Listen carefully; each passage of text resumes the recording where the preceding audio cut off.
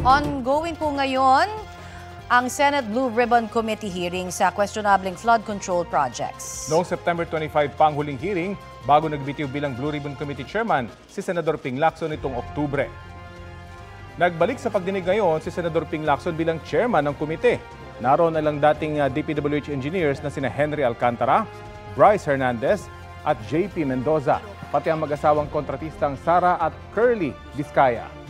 Gayon din si dating DPWH Undersecretary Roberto Bernardo. Sinabi ni Lacson na inimbitahan niya si dating Congressman Zaldico pero hindi raw makakadalo dahil nagpapagamot pa abroad.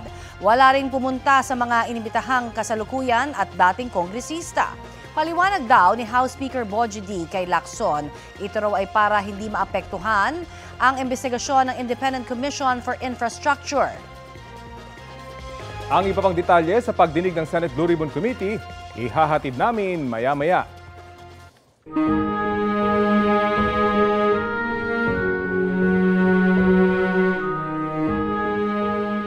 Naka-half-staff ang watawat ng Pilipinas sa Senado bilang pakikidalamhati sa pagpanaw ni dating Senate President Juan Ponce Enrile.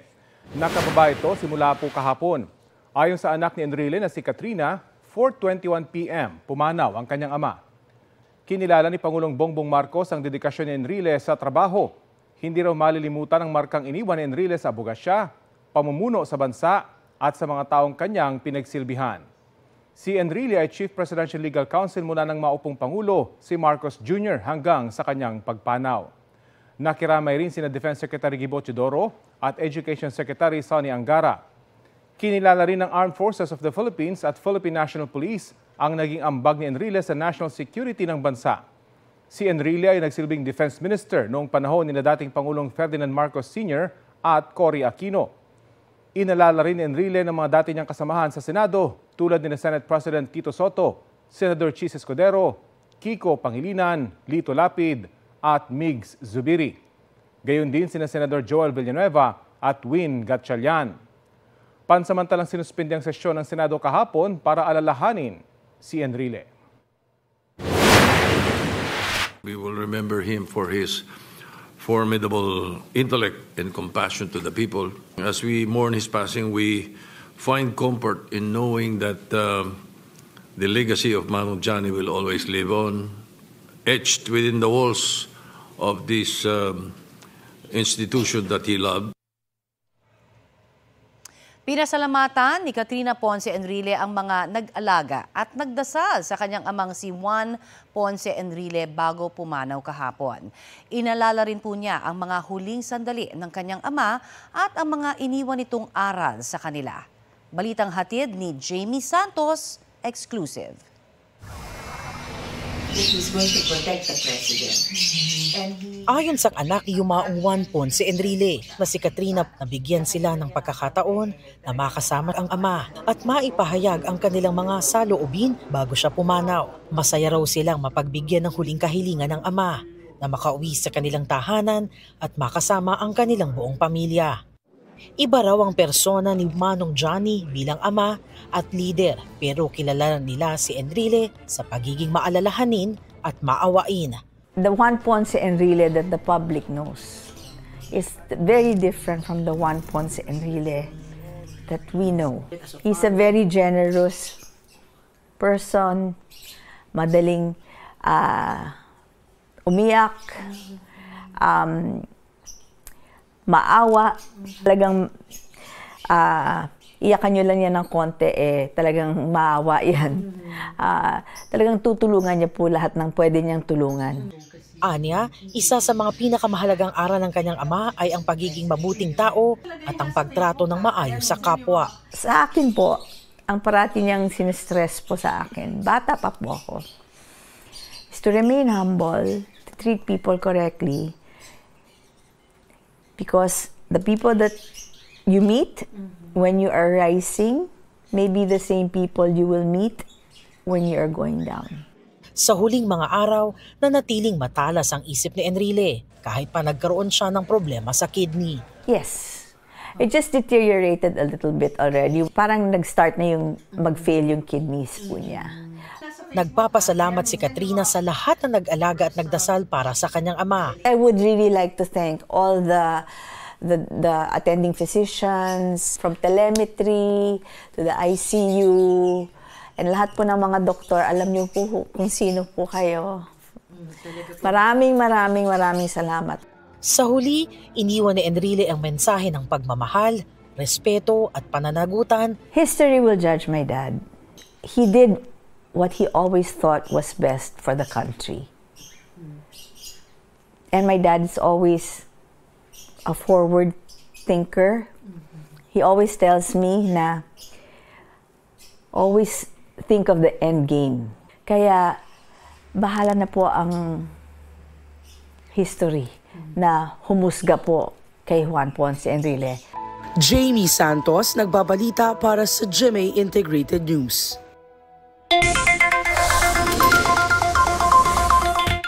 Beep, beep, beep sa mga motorista, may inaasahan na namang taas presyo sa ilang produktong petrolyo sa susunod na linggo.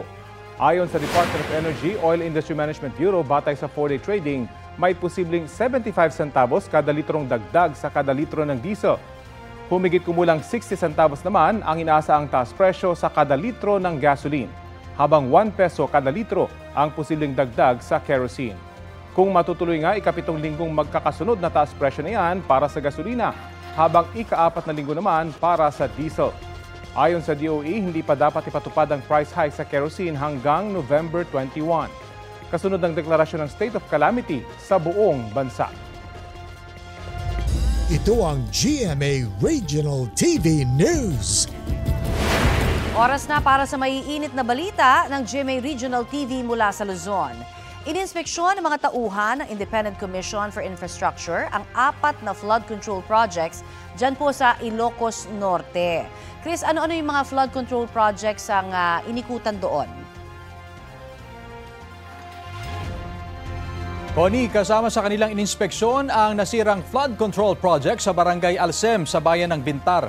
Ayon kay ICI Special Advisor Rodolfo Asurin, naayos na ang naturang proyekto na sinalanta ng nagdaang bagyong Uwan. Pero sa ibang lugar, may mga hindi pa naayos na nagawang proyekto. Gaya na lamang sa bayan ng Nueva Era. Nadatna ng ICI ang mga nakausling bakal sa ibabaw ng dike at mga sementong naging buhangin na lang. Sabi ni Azurin, may maiiwan na inhenyero doon para masuri kung nasunod ang plano at specifications sa flood control projects. Karamihan din sa kanilang mga ininspeksyon ay gawa ng isa sa mga kumpanya ng mag-asawang kontratista na sina Pacifico at Sara Diskaya. Isang makeshift bodega naman ang sinunog umano ng isang menor de edad sa San Jacinto dito sa Pangasinan. Sa kuha ng CCTV, makikita ang biglang pagtakbo ng mga tao matapos may makitang usok. Nasusunog na pala ang makeshift bodega roon na may lamang stuffed toys. Agad napulaan ng mga bumbero ang sunog. Nang panoorin ng may-ari ng bodega ang CCTV, doon nila nakita ang 16 anyos nilang kaanak na nasa loob umano ng bakuran habang nasusunog ito. 3 araw bago ang sunog, nilooban din umano ng menor de edad ang kanilang bahay. Nasa kustodiya na ng Municipal Social Welfare Department Office ang binatilyo. Wala siyang pahayag. Ayon sa pulisya, umamin ang binatilyo sa panununog. Hindi niya sinabi kung bakit.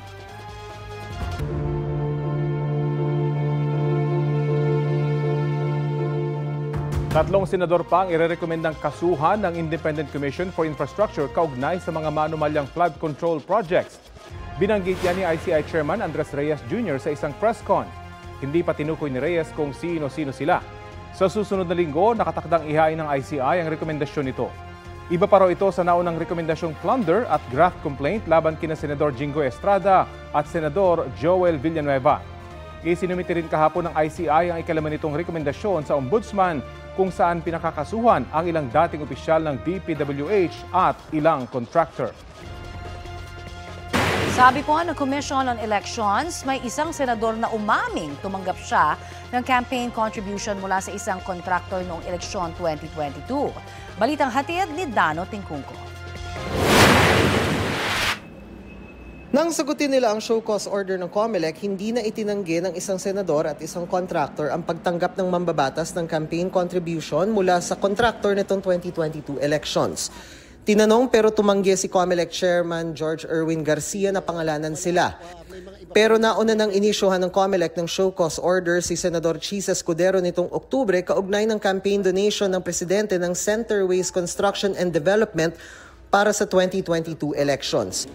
Sabi ni Garcia, hinihintay nila ang rekomendasyon ng Political Finance and Affairs Department na kailangan pang aprubahan ng NBank. Hindi tiyak kung kailan ito ilalabas. Kung ang recommendation is to file the case, then immediately i-authorize ng Commission NBank ang filing ng kaso sa ating Law Department para magkaroon ng formal na preliminary investigation. Ang importante po ay tapos naman yung ating pong tinatawag na evidence gathering, yung ating investigation, at upang makapunta na sa tinatawag na PI kung kakailanganin o dismissal naman kung hindi naman talaga minamarapat. Sa November 21 naman ang deadline para sumagot sa show cause order na inisyu ng COMELEC sa 27 contractor na nakitaan ng kontribusyon sa mga kandidato ng 2022 elections. Matapos nito, mga kandidatong binigyan naman ng kontribusyon ng 2022 elections ang i-issuehan ng show cause order para ipaliwanag kung bakit hindi sila dapat kasuhan ng paglabag sa Section 95C ng Omnibus Election Code. Pinagbabawal niya ng pagsolicit o pagtanggap ng kontribusyon mula sa public contractors o mga may kontrata sa gobyerno. Iniimbisigahan din ng COMELEC kung kumpleto ang deklarasyon ng mga kandidato sa kanilang Statement of Contributions and Expenditures o SOSE. Kung hindi, ayon sa COMELEC, pwede yang ituring na paglabag sa Omnibus Election Code, perjury o falsification of public documents. Buti available na ngayon yung SALN. Pero syempre po, kaya ang COMELEC hindi makapag-moto proprio dati, tatandaan po ng lahat na yung po kasing hawak-hawak lang ni COMELEC ay yung mismong SOSE. Wala naman po kaming kopya ng mga SALN o iba pang mga dokumento kahit income tax return. Bukod sa pag-aaral ng COMELEC sa mga SOSE, makakatulong kung merong maghain ng reklamo laban sa kanila sa COMELEC. Kung may formal na magpapile ng petisyon, i-issuehan kaagad namin ng corresponding notices yung mga involved na parties. There is a period kasi na ino-observe sa rules kapag kami nag-file ng petisyon kung ilan lang ang araw upang mag-issue kaagad ng tinatawag na summons at pagkatapos may araw din kung kailan kinakailangan sumagot. Dano Tingkungko, nagbabalita para sa GMA Integrated News. Sa mga may plano ngayong weekend, wala pong sama ng panahon na binabantayan sa loob o labas ng Philippine Area of Responsibility. Ayon sa Pag-asa, hanging amihan ang umiiral sa Batanes at Babuyan Islands. Intertropical Convergence Zone o ITCZ naman sa Palawan, Visayas at Mindanao. Mas makaaasa sa maayos na panahon tayo rito sa Metro Manila at ilan pang bahagi ng Luzon, pero posible pa rin ang mga local thunderstorm. Base sa rainfall forecast ng Metro Weather, posible ang light to moderate rains bukas ng umaga sa ilang bahagi ng Cagayan Valley Region, Aurora, Quezon Province, Mimaropa Region, Visayas at Caraga. Posible ring ulanin ng mga nasabing lugar at ilan pang bahagi ng Mindanao sa linggo ng umaga. Tataas ang tsansa ng ulan sa iba pang bahagi ng bansa sa bandang hapon at gabi sa Sabado at sa linggo. Maging alerto sa heavy to intense rains na maaaring magdulot ng baha o landslide. Ang Metro Manila may maliit na tsansa ng ulan ngayon pong weekend. Pinapayuhan ang mga may maliliit na sasakyang pandagat na huwag munang pumalaot sa mga dagat sakop ng Batanes at Babuyan Islands dahil sa matataas na alon dulot ng amihan.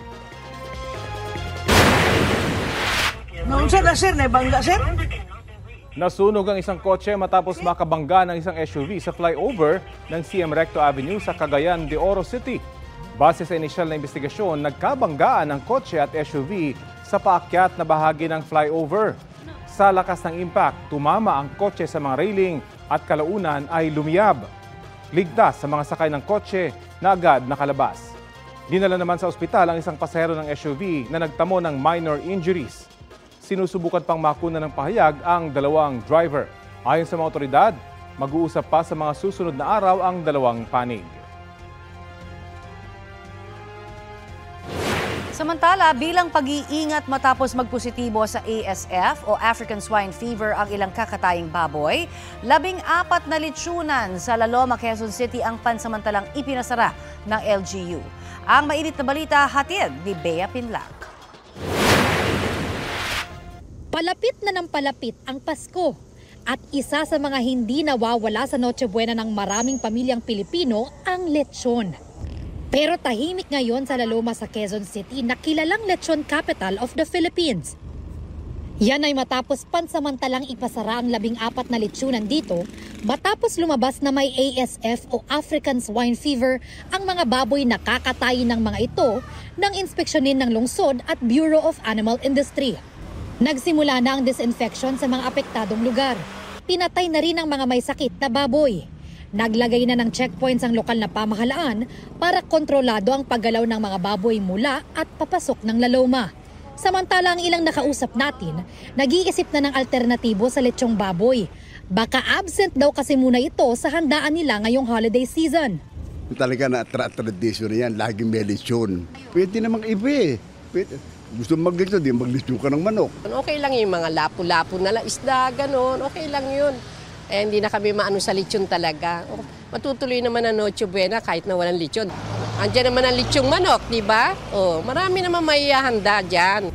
May iba naman, natiwala pa rin sa mga sikat na lechonan sa Laloma. Oras na muli itong magbukas kapag nag-comply na sila sa requirements ng lokal na pamahalaan at ng BAI. Sa totoo lang, magaganda naman mga lechon dyan, mga baboy. Kung magbubukas ngayong December, tiwala naman kami sa kanila kasi taga rito kami. Okay naman yung mga lechon nila eh. Kapag may budget, bibili kami. Bea Pinlac, nagbabalita para sa GMA Integrated News.